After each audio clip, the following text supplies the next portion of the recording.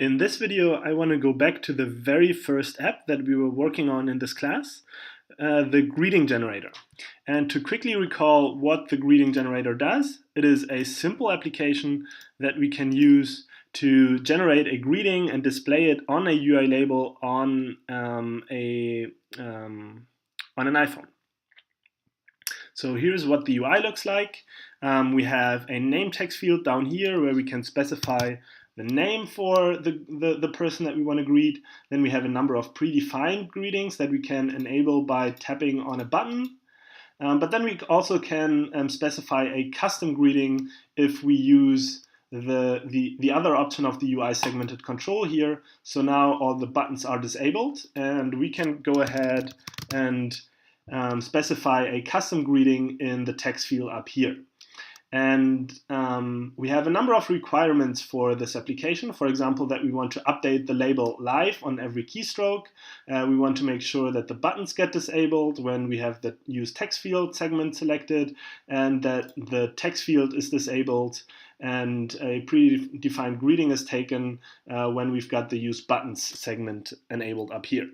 And all of this is currently implemented in this imperative code right here, where we implement the delegates, the set observer for the property, and the IB actions for the segmented control and the buttons.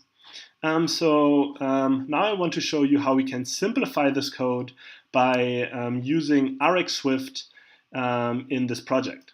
So therefore, I'm going to delete most of the code because I won't need it anymore for the implementation using RxSwift.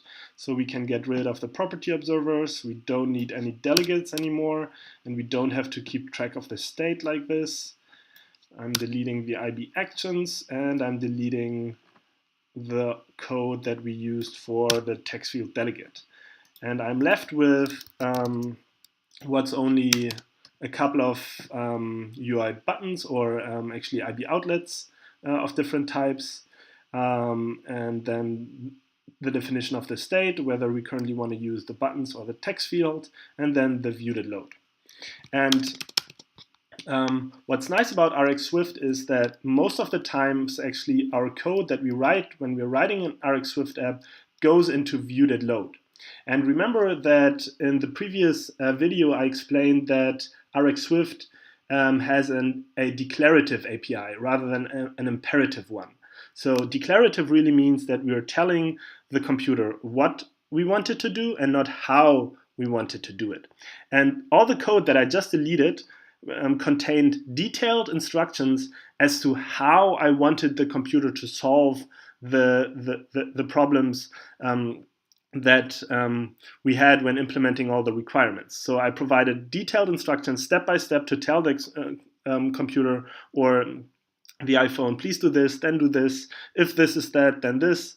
So all of these contain detailed instructions, whereas here with the FRP approach, we are only declaring what we want the computer to do, and we're only doing that in viewed load. So whenever you write applications with RxSwift or another FRP library, actually most of the code that you're going to write will end up in viewed load, because this is where you tell the view controller how you want it to behave at runtime. You're telling it what to do at runtime, rather than having to explain every little step while anything is happening on the screen.